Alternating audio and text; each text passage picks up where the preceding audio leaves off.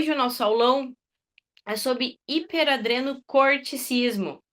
Que bicho é esse? E aí vocês estão olhando a foto desse Spitz com alopecia e vocês devem estar se perguntando assim, Mariana, por que que você colocou a foto de um Spitz com alopecia X nessa aula de hoje que é hiperadreno? Calma, gente, a foto parece de um Spitz com alopecia X? Eu tirei essa foto da internet para a gente poder discutir, né, para levantar aí a pulguinha atrás da orelha de vocês e para vocês poderem entender lá no final por que que eu coloquei a foto desses pits hoje, no início dessa aula. E para quem não me conhece, meu nome é Mariana, sou médica veterinária, dermatóloga, eu atuo na cidade de Nova Friburgo, Serra do Rio de Janeiro, além do consultório, eu possuo também um centro de estética, então são duas paixões aí que eu tenho, a parte da veterinária e da dermatologia, junto com a parte da estética, do banho e tosa. Quem tiver dúvidas, quem quiser entrar em contato, quem quiser seguir, estão aí meus contatos, tá? Pra gente trocar ideia. E eu sempre falo, quando vocês tiverem dúvidas em relação ao conteúdo, ou até algo assim na rotina de vocês do dia a dia, entre em contato com a gente, o pessoal da Centagro, tá? A gente sempre vai estar à disposição de todos vocês. Então, começando o nosso assunto, é importante a gente revisar um pouquinho a anatomia, a fisiologia, a gente entender do que a gente está conversando hoje, tá? E hoje o nosso assunto é sobre as glândulas adrenais, que elas é que são as responsáveis pelo hiperadrenocorticismo, ok? E as glândulas adrenais, o que bicho é esse, né? Não sei se alguém aqui já ouviu falar, não ouviu falar, enfim. Não é um assunto que antigamente a gente falava muito. Hoje em dia, esse assunto está crescendo cada vez mais devido às tecnologias, aos diagnósticos, né? E as alterações que vêm surgindo nos animais aí que a gente tem acompanhado mais também. As glândulas adrenais, elas são duas, ok? É um par. Elas participam da regulação do metabolismo energético, elas são responsáveis pela produção de vários hormônios, tá? Pelo metabolismo de várias coisas, né? De vários sistemas no organismo. Mas hoje o nosso foco é com a pele, tá? Então, tudo que a gente vai conversar aqui é voltado para a pele, porque esse é o nosso maior interesse, tá? As glândulas adrenais, elas também atuam na resposta ao estresse, né, por meio de uma produção exacerbada de cortisol, né, uma produção aumentada de cortisol. Ela vai auxiliar no controle da pressão arterial, ok? E no equilíbrio hidroeletrolítico. Que isso significa? A hidratação, né, eletrólitos no corpo desse animal. E quando eu falo hidratação, eu não estou me referindo somente à hidratação da pele, não, tá? Ela vai modular uma resposta inflamatória e imunológica, tá? Ela tem relação direta com a imunidade também, com as respostas inflamatórias no organismo. A secreção de cortisol, ela é regulada, só para vocês entenderem, pelo eixo hipotálamo, hipófise e adrenal. Existe uma relação entre outros órgãos, entre outros hormônios aí. Através do hormônio ACTH. Lembram que eu falei no hormônio ACTH lá no hipotireoidismo, na glândula tireoide? Então, são hormônios que têm relação direta, né, com a tireoide, com a glândula adrenal, com a glândula tireoide, com a glândula adrenal. Então, esse hormônio é importante. Quando a gente tem alterações na pele que faz suspeitar de doenças endócrinas, a gente precisa ficar de olho nele também. E falando um pouquinho ainda da anatomia e fisiologia, né? Essas glândulas, como eu já tinha falado, elas são pares e elas estão localizadas cranialmente aos rins. Ali tem uma imagem da onde elas estão localizadas no corpo do cachorro, tá? E do gato também. Vocês vão ver que a gente vai conversar muito sobre cães, tá? Porque em gato não é comum, é mais raro a gente ter alterações das glândulas adrenais. E vocês vão entender mais adiante quando eu falar do uso excessivo de corticoide, que no gato a gente tem uma vantagem. Então eu vou conversar mais adiante sobre isso com vocês, esse detalhe. Se eu esquecer, vocês me lembrem depois. E anatomicamente, né, a glândula adrenal, ela possui algumas regiões principais, né? Ela é dividida em córtex adrenal, que é uma camada externa, em medula adrenal, que é a camada mais interna do órgão. Aí o córtex, ele é importante pra gente, tá? Ele é importante na medicina veterinária. Ele é dividido em 3 zonas, tá? A zona glomerulosa, que ela é responsável por produzir mineralocorticoides, tá? A aldosterona é um hormônio. Nós temos a zona fasciculada. Essa é importantíssima pra gente. Por quê? Porque ela é responsável por produzir os glicocorticoides, o cortisol. Gravem isso, cortisol é importantíssimo quando a gente fala em hiperadrenocorticismo. E nós temos a zona reticular, que produz hormônios sexuais. Hormônios sexuais também são importantíssimos pra gente, que são responsáveis pela produção dos andrógenos. Cães, machos com alopecia X. Isso daí é importantíssimo pra gente também. Mas hoje não é nosso foco alopecia X, nosso foco é hiperadreno. E aí, pessoal, vocês vão ver que tem algumas imagens aqui que se repetem da aula da tireoide. E aí vocês devem se perguntar, ué, Mariana, mas por que você tá repetindo? Porque, gente, nós temos sintomas, sinais clínicos muito parecidos, tá? Então eu tô colocando essas fotos que é para confundir mesmo. E é para confundir no sentido, opa, mas se é igual a lesão, né? O sinal clínico, a aparência, não é só dar um banho, não é só tratar de qualquer maneira, né? Durante a consulta, durante o atendimento. A gente precisa investigar mais a fundo o que está acontecendo. E aí, falei para vocês que o cortisol é quem vai receber toda a atenção hoje da nossa aula, né? O cortisol ele vai influenciar diretamente, tá? Na saúde e na renovação cutânea da pele. Ele vai participar da regulação e da produção de colágeno e queratina. Olha, a queratina é importantíssima. Colágeno, vocês vão entender por que ele é importante, tá? Ele vai modular a atividade dos folículos pilosos. Olha a pele, só tem pele aqui. Controla, né? Vai controlar os processos inflamatórios e imunológicos da pele. Então vejam como a fisiologia, né? Como ele tem ação importante, como as glândulas adrenais têm ações importantes na pele dos cães e dos gatos também, tá? E aí, pessoal, eu vou falar agora diretamente na doença. Pausa para o meu nariz. Vamos lá. O hiperadrenocorticismo, ele é uma doença endócrina, tá? E nós vamos falar em cães. Também é conhecido sobre a síndrome de Cushing ou sobre o hipercortisolismo. Hoje em dia a gente fala muito mais hiperadrenocorticismo ou síndrome de Cushing. A outra palavra mais difícil é um termo um pouquinho mais antigo que a gente utiliza, tá? É uma endocrinopatia caracterizada pela produção excessiva de cortisol. Então é o cortisol que importa aqui pra gente hoje durante essa aula e vocês vão entender melhor. A cada slide vocês vão entender melhor sobre isso. Normalmente a gente tem cães idosos e adultos sendo acometidos pela doença, tá? Dos meus pacientes hoje em dia, a maioria são cães idosos, né? Cães adultos não são tão comuns na minha rotina, ok? Mas isso é da casuística, da estatística de cada profissional também. E nós temos uma classificação no hiperadrenocorticismo, tá? Nós temos 3 tipos conhecidos dele. O adrenocorticismo hipofisário dependente, esse é o mais comum que a gente costuma observar, que a gente atende. Adrenal dependente, tá? E o iatrogênico. O iatrogênico também é um dos mais comuns que a gente vê na dermatologia veterinária. Por quê? Por causa do uso prolongado, né, da dose errada, da dose muito alta, do tempo a perder de vista do uso de corticoide, né? Corticosteroides, da famosa prednisolona, dexametasona, Predzin, Prediderme, enfim, tá? Vários são os nomes comerciais que a gente tem dos corticoides que a gente utiliza. Então, iatrogênico é quando é causado quando a gente provoca, ok? O problema no animal. Então, pra gente, o mais interessante aqui, o que a gente mais costuma ver, né, é o hipofisário dependente e o iatrogênico, que é a pessoa que vai acabar provocando o hiperadrenocorticismo no animal.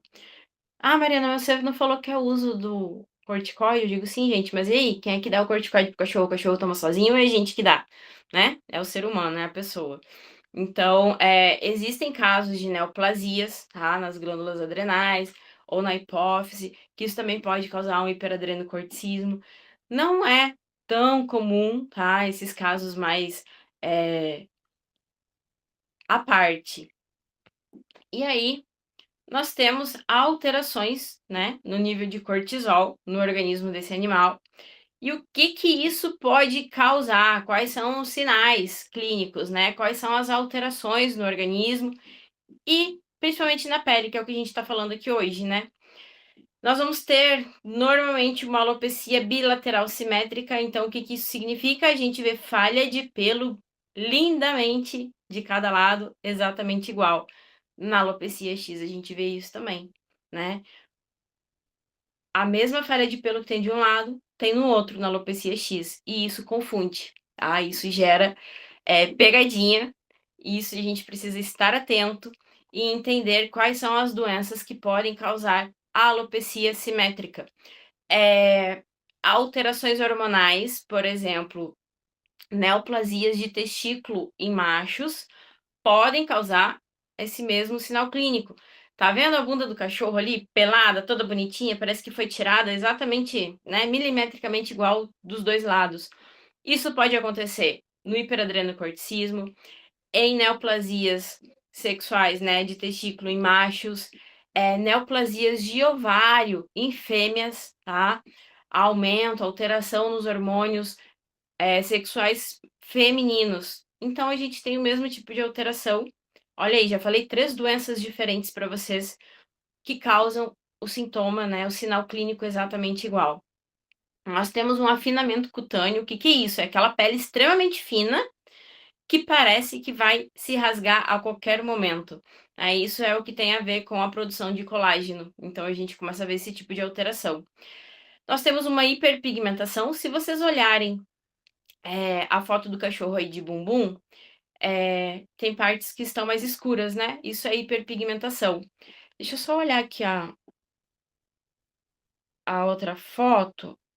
Ah, a foto de cima é uma barriga de um cachorro de lado, tá? Tá ruim de entender, mas é isso. E a foto de baixo é a barriga, né? Vista assim de cima, o cachorro tava deitado de barriga para cima. Então, na que o cachorro tá de barriga para cima, a gente consegue ver essa pele, o afinamento cutâneo. Como que a gente consegue identificar na foto? Vocês estão vendo os vasos sanguíneos que estão bem proeminentes, tá? Isso significa afinamento. A pele fica extremamente fina e a gente consegue ver os vasos sanguíneos. Comedões, o que que são os comedões? Cravinhos, tá? Aquele cravinho pretinho que a gente vê na barriga, normalmente do cachorro, ou às vezes no dorso. Tá? Comedões é exclusivo de hiperadrenocorticismo? Não, tá? É muito comum a gente também encontrar no hipotireoidismo e outras doenças, né, hormonais também. Calcinose cutânea. Vou mostrar uma foto para vocês do que é a calcinose cutânea, que é o depósito de cálcio na pele, tá? Cães com hiperadrenocorticismo têm uma cicatrização extremamente lenta na pele, então a gente vê machucado, começa a tratar e não cicatriza nunca, tá? Isso acontece por causa do excesso de corticoide. O corticoide em excesso, via oral, tópico, enfim, ele causa o retardo na cicatrização. Então, nem sempre o corticoide ele é bem-vindo na pele do animal, tá?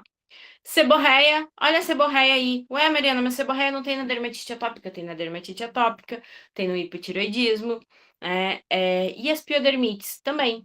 A gente observa em cães com hiperadrenocorticismo, a gente também vê em cães com hipotireoidismo, a gente também vê em cães com dermatite atópica. Tô falando aqui só 2 doenças, tá? Mas lembrem que nós temos doenças parasitárias, em que o cão também pode apresentar piodermite seborreia, né? Sarnas, com o passar do tempo, né, virando crônico, pode ficar assim. Dermatofitose, com o passar do tempo, a gente pode ver infecção, né, contaminação secundária na pele desse animal. Então, lembrem das doenças que podem causar tanto seborreia quanto piodermite, que são lesões, né, que são sinais clínicos secundários no animal. E aqui, pessoal, foi o que eu falei para vocês da calcinose cutânea, essas 2 primeiras fotos, tá?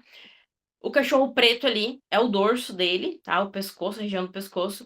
Parece que tem pedra, né? Tem uma placa ali. Então, essa coisa dura que tem ali em cima, que é uma casca, uma crosta, isso daí é uma calcinose cutânea. E quando a gente bota a mão, não é só a casquinha, a pele tá endurecida também, tá? Então a gente vê o aspecto diferente.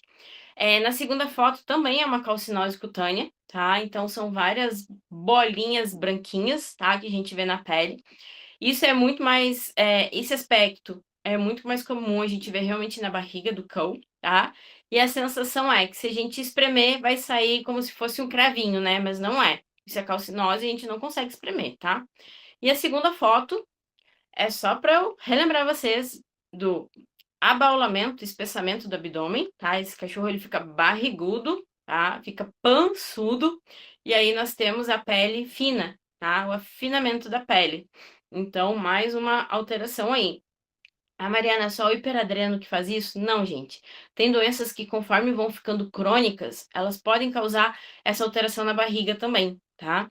Mas a gente costuma ver muito mais no hiperadrenocorticismo. Então, o dia que vocês verem um cachorro barrigudo assim dentro do banho e tosa, tá? Que vocês olham e digam, não é normal isso daqui, não é só uma gordurinha, merece e precisa de toda atenção, tá? Precisa passar por um atendimento veterinário.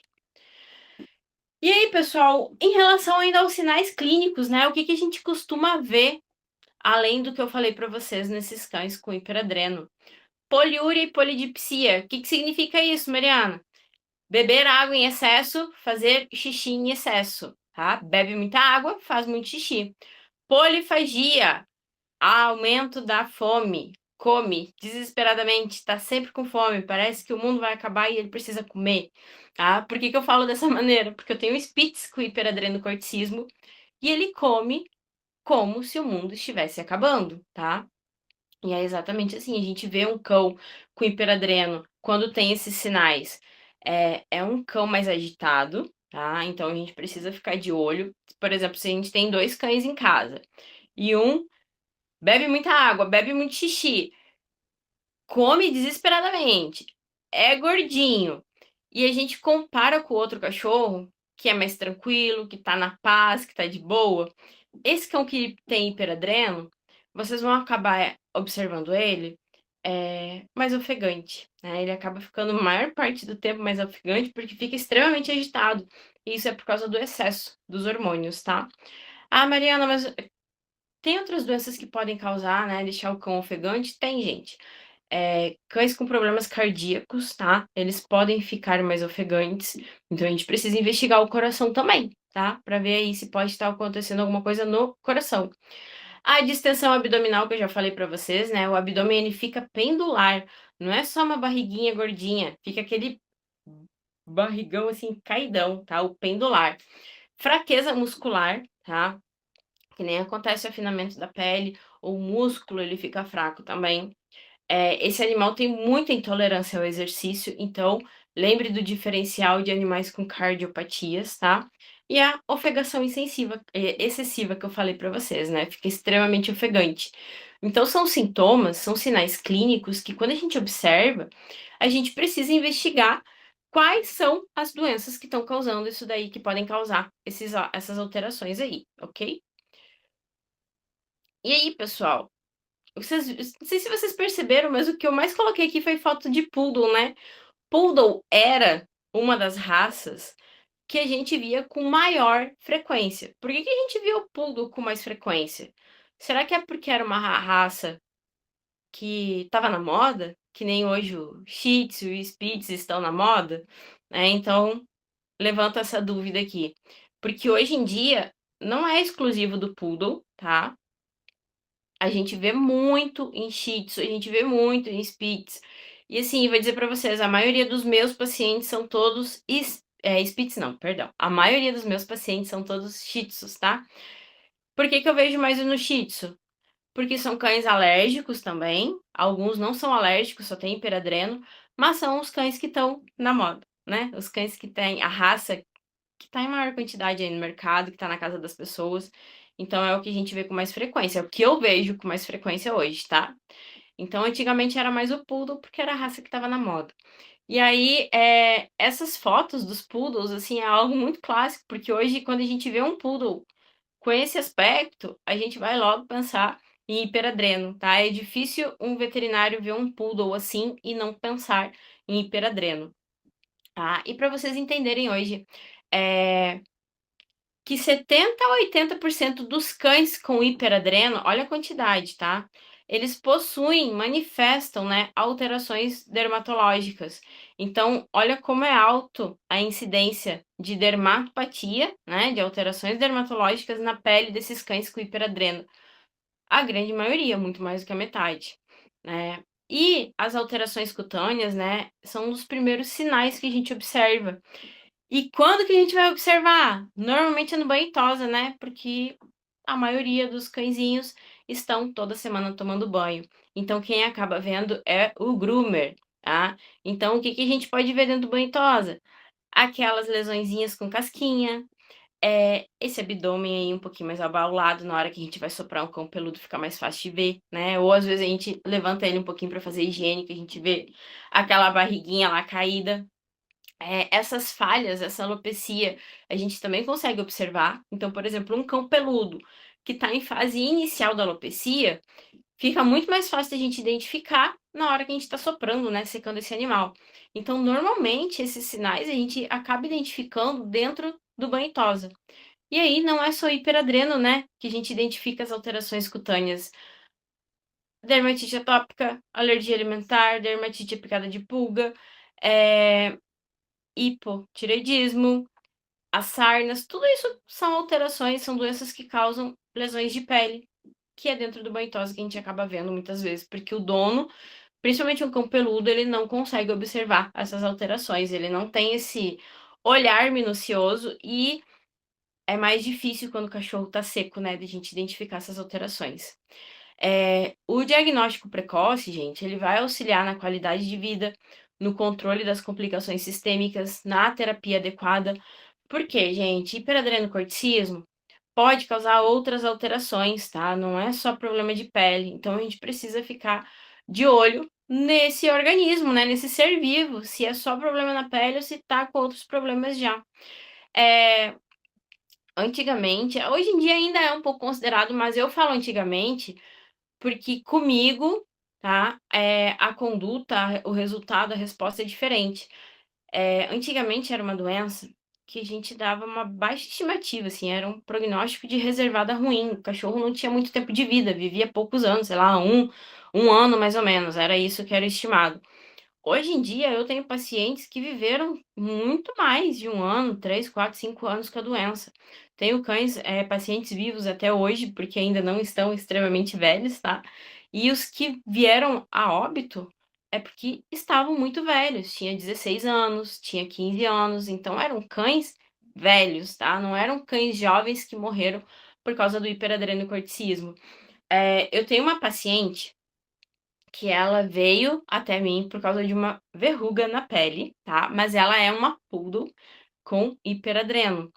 Ela é paciente endócrina, tá? De uma outra veterinária aqui no estado, da doutora Flávia Tavares. Ela é referência, tá? No Brasil e fora do Brasil em endocrinologia.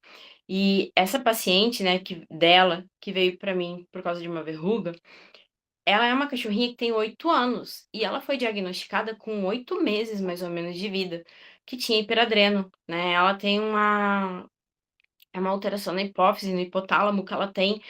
É um caso muito mais raro e grave, porque ela não responde ao tratamento tradicional do hiperadrenocorticismo, né? Mas vejam só, é uma cachorra que foi diagnosticada filhote, e ela está com 8 anos. Ela está vivendo há 8 anos com a doença e muito bem controlada. Então, o que que faz a diferença aí, né? Nesse tempo todo de vida, na qualidade de vida? É o profissional, o especialista, tá? Trabalhar atualizado, né? Saber o que que o animal realmente tem e conseguir manter, saber manter, né? A conduta terapêutica está dando um resultado muito positivo. A cachorra não tem nada na pele, graças a Deus. Só foram essas duas verruguinhas aí que ela apareceu e também, sim, controlado super rápido.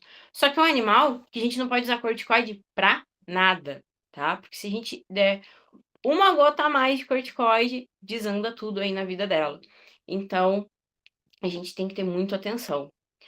E aí, pessoal, em relação ao diagnóstico, a gente também precisa ter atenção, porque toda doença hormonal, não só toda doença hormonal, mas todas as doenças que possuem diagnósticos diferenciais, a gente precisa de atenção redobrada. Vamos falar especificamente agora do hiperadrenocorticismo, tá? Para fechar diagnóstico, é exame hormonal específico, tá? Tem duas opções de exames: teste de supressão com baixa dose de dexametasona. Tá escrito errado ali, tem um E no final, tá? Mas é a letra A no final, dexametasona. Ou teste de estimulação com ACTH. Hoje em dia a gente tem esses dois exames aí pra gente fechar diagnóstico, tá? Eu vou só medir o cortisol. Não. Eu vou só medir tal coisa. Não. Tem que ser um desses dois. É obrigatório. Ele tá com a barriga baulada, não vou fazer diagnóstico, não vou fazer exame, eu vou fechar o diagnóstico. Não, tá? Então a gente precisa. Se não tiver um desses dois exames, não tem como confirmar ou excluir a doença. Hemograma, bioquímica sérica, ultrassonografia são exames complementares e são exames que nos ajudam na hora do diagnóstico, porque a gente vai ver alteração sim, tá? Vou falar aqui um marcador importante. Fosfatase alcalina, tá? Quando a gente vê a fosfatase alcalina na bioquímica sérica extremamente aumentada, elevada, tá? Algo assim absurdo, a gente precisa suspeitar de doença hormonal, tá? Ela não é não é um marcador específico, por exemplo, da função hepática, tá? Ela se refere a outras coisas no organismo do animal. Então, às vezes, quando tá um pouco aumentada, alguns profissionais acham que é só problema no fígado. Não é, gente. A gente precisa ter atenção, tá? A fosfatase alcalina, tô dando uma dica para vocês, porque às vezes vocês levam os cães de vocês para fazer exame e aí tem algumas alterações e a fosfatase alcalina tá aumentada. E ela merece atenção quando ela tá extremamente elevada, tá? E aí, cuidado com os falsos resultados, porque se este cão estiver fazendo uso de corticoide, tanto sistêmico quanto tópico, tópico na pele, sistêmico ingerindo, né? Nós vamos ter alteração. A gente pode ter um falso positivo, um falso negativo, e aí faz uma bagunça no nosso diagnóstico, no nosso exame. Então, cães que recebem corticoide, eles precisam ficar aí de 21 dias até, dependendo do caso, até uns 30 dias sem. Mas é a partir de 21 dias sem corticoide para a gente poder fazer exame, para não ter alteração, tá? Nesse resultado. E o acompanhamento não é diferente do hipotireoidismo, tá? A gente precisa acompanhar com frequência. No início, o acompanhamento ele é muito mais frequente, depois a gente consegue estender o período entre os acompanhamentos, mas é acompanhamento para o resto da vida. Por quê? Porque eu preciso saber se a dose do remédio está certa, eu preciso saber se não está dando efeito rebote nesse paciente, eu preciso saber se hemograma, bioquímica tá tudo ok, se não tem alteração nos órgãos. Então, assim, é uma doença que exige muito mais atenção na hora de acompanhar, tá? Porque as alterações e os efeitos, elas são um pouco mais diferentes que, por exemplo, no hipotireoidismo. Então, precisa sim do acompanhamento. A gente não pode deixar de lado, tá? Paciente que some é um problema. E aí, pessoal, o hiperadrenocorticismo é uma das doenças, né, mais frequentemente associadas a alterações dermatológicas em cães. Então, assim, tá entre os diagnósticos diferenciais e atualmente tá muito mais comum da gente encontrar pacientes com essa doença, tá? Em relação ao diagnóstico diferencial, a gente precisa de atenção, né? Eu coloquei 13 pontinhos ali, né? Pontinhos de continuação, vamos lá. Hipotireoidismo entra como diagnóstico diferencial, alopecia X, alergias, principalmente dermatite atópica quando fica crônica, só Deus sabe, né? Antes da gente fazer exame, só Deus sabe o que está acontecendo lá dentro, se é só atopia ou se existem outras doenças juntas, tá? E aí, pontinhos, né? Etc. Por quê? Alterações hormonais, tanto em fêmea quanto em macho, pode causar sinais clínicos iguais, parecidos, tá? A gente tem que ficar de olho. Então, assim, são várias doenças que entram como diagnóstico diferencial. e que a gente precisa fazer exame para ter certeza do que é. Alopecia X e alergias, nós não temos exames específicos para o diagnóstico. Então, a gente vai por eliminação, né? Fez todos os exames que existem para diagnosticar as doenças suspeitas, deu negativo, a gente vê o que sobra, tá? Literalmente, tá, gente? E aí a gente vê isso em relação ao histórico clínico do paciente também, tá? Uma coisa importante. O hiperadrenocorticismo, assim como o hipotireoidismo e a alopecia X, são doenças que no início elas não coçam, não tem prurido, tá? Porque é uma doença hormonal. Só que o que acontece na maioria das vezes? O tratamento não é eficaz porque não teve o diagnóstico correto, e aí vai ficando crônico. E aí vai ficando crônico, vem a seborreia, vem a piodermite, e aí vem a coceira junto, tá? Então isso vocês precisam entender.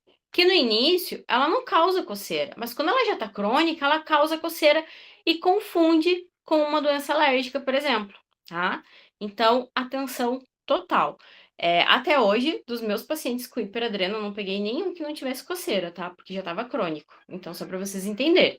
Assim como paciente com hipotiroidismo. Eu tive um paciente que não coçava, e assim, não coçava, mas se lambia. Se lamber é se coçar. Então, isso daí prejudicou na hora do diagnóstico. Porque se ele não se lambesse, se não tivesse nada, zero coceira, ia ser muito mais fácil de direcionar, né? Aí de fazer o diagnóstico diferencial dele. E, pessoal, tratamento. O tratamento principal, tá? O tratamento eficaz é a reposição hormonal. Mariana, posso só fazer banho? Não, não pode, gente. O tratamento é terapia hormonal. E aí, tratar os sinais clínicos da pele. Aí sim, o banho, né? A terapia tópica, ela é bem-vinda, tá? Como é que a gente vai tratar, né? Cachorro com piodermite, com seborreia, que tem os comedões. Otite é muito comum acontecer também em cães com hiperadreno, tá? Então vamos lá recapitular o nosso catálogo do coração aqui para o tratamento desses sinais clínicos, né? Em animais com doenças endócrinas. No hiperadreno, quando eu tiver um cão com piodermite, eu vou usar o Omega-3 4. Ah, Mariana, e depois que ele já tiver controlado, né, que tá com tratamento hormonal, a pele já tá controlada, eu continuo com o Megatrat 4 ou posso entrar com o Megatrat? Nenhum nem outro, gente, porque o objetivo é controlei a alteração, o sinal clínico, tá? A doença está controlada, então piodermite vai embora, a gente não vai mais ver ela. O que eu vou usar? Vocês podem usar um equilíbrio dérmico, um oil control, um alívio dérmico não, porque é para ajudar a tirar da crise, né? Mas a gente pode usar uma linha de manutenção, né? Fazer o shampoo oil control ou o equilíbrio dérmico, aí dependendo, né, de como tá, qual é a tendência dessa pele, mais ressecada, um pouco mais oleosa, enfim. E aí o nosso Aquacerum, queridinho sempre, tá? Isso daí independente de ser para tirar, né, da crise ou se é para manter, sempre vai ter ele presente. Seborreia, normalmente a gente entra com peroxil.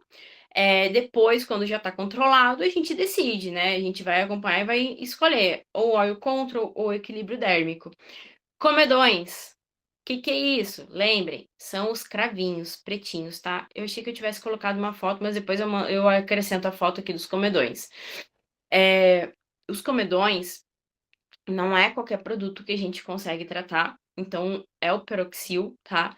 E muitas vezes a gente precisa fazer o peróxido de benzoíla manipulado para aplicar diariamente também, tá? Então, às vezes, só o banho não é o suficiente e a gente precisa dele manipulado aí para melhorar esses comedões. Comedões, na minha opinião, é o mais difícil da gente controlar em cães com alterações endócrinas, tá? Porque mesmo a doença controlada, alguns ainda persistem.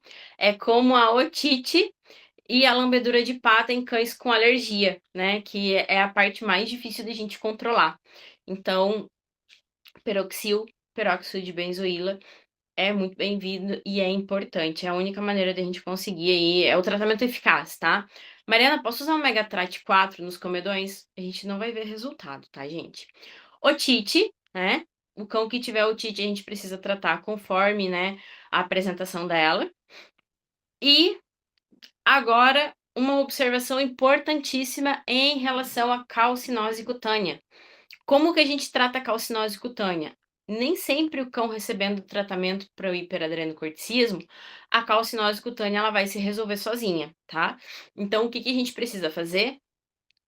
Hidratar, tá? É a hidratação em excesso. Quando a gente acha que tá muito, a gente precisa aumentar mais ainda. E muitas vezes a gente precisa entrar com outros compostos aí manipulados, né? Além da hidratação, para ajudar a desmanchar essa calcinose. Literalmente desmanchar ela.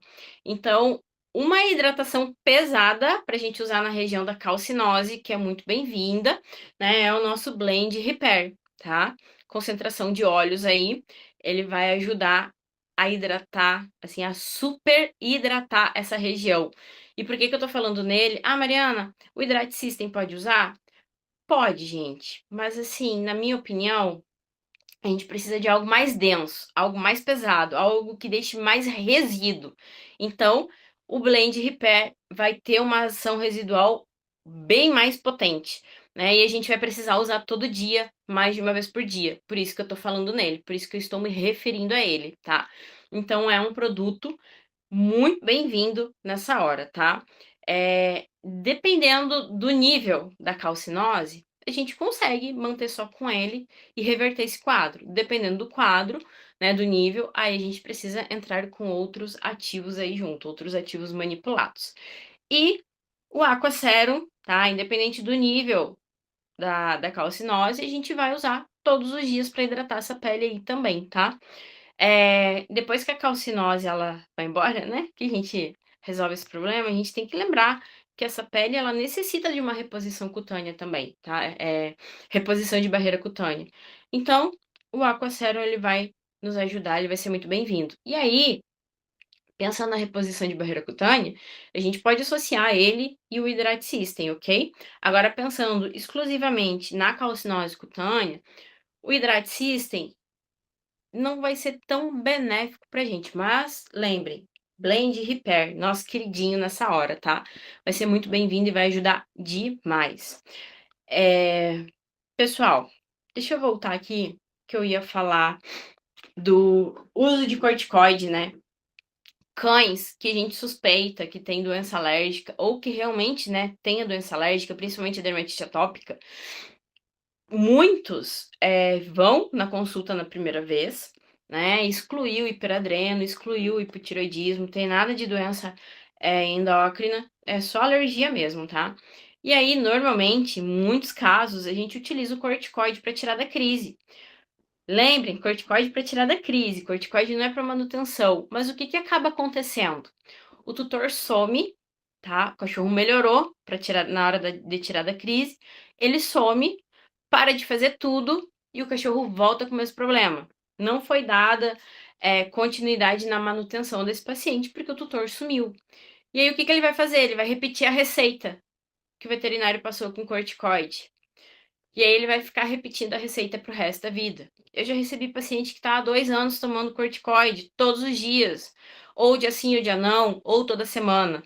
Gente, cachorro que toma corticoide dessa maneira, a gente vai provocar um hiperadrenocorticismo nele, uma síndrome de Cushing. É nós que vamos provocar, porque a gente está repetindo, a gente está entupindo o cachorro de corticoide. Pomadas, cremes com corticoide, mesmo que sejam de uso veterinário, aqueles sprayzinhos, né, que a gente é acostumado a usar muito, né? A gente não, tutores, tá? Porque eu não prescrevo esses produtos aí. Então, assim, tutor que usa, porque o vendedor na casa de ração, né, o vendedor na casa do pet shop indicou, e aí ele tá todo dia, ou dia sim, dia não, ou toda semana usando esses sprays com corticoide, isso também causa Cushing, tá? Isso também vai causar um hiperadrenocorticismo. O cachorro não precisa engolir o corticoide. Tem absorção sistêmica através da pele também, tá? Então lembrem, não dá para ficar usando pomadinha, cremezinho, sprayzinho o resto da vida com corticoide, porque a gente também vai causar esse problema no cachorro, tá? Então, lembrem disso. Uso contínuo, uso excessivo, uso sem orientação, sem o acompanhamento do médico veterinário de corticoide vai causar hiperadrenocorticismo. Isso é um problema muito grave, tá? Porque dependendo do tempo que esse cachorro está tomando corticoide, a gente não consegue reverter essa alteração endócrina que o ser humano provoca, tá? Teoricamente, o hiperadrenocorticismo iatrogênico, né, que é provocado pelo uso de corticosteroides, teoricamente, ele é reversível, porque a partir do momento que a gente para de fornecer, né, de administrar o corticoide para esse animal, o organismo com o tempo vai voltando ao normal. Teoricamente, mas na prática tem muitos casos que não é assim que a gente vê, tá? Porque tá a vida, literalmente, a vida toda tomando corticoide, adrenal já era. A gente simplesmente acabou com a vida dessa adrenal. Então a gente precisa fazer a suplementação de hormônio, né, reposição hormonal pro resto da vida. E aí, pessoal, acho que é isso. Cuidado também com os shampoos que possuem corticoide na formulação, tá? Isso é um perigo muito grande, porque o resultado é ótimo, o cachorro sai do banho sem dar um ai de coceira, só que a gente tá botando corticoide no organismo dele também, tá? Então tenham muita atenção.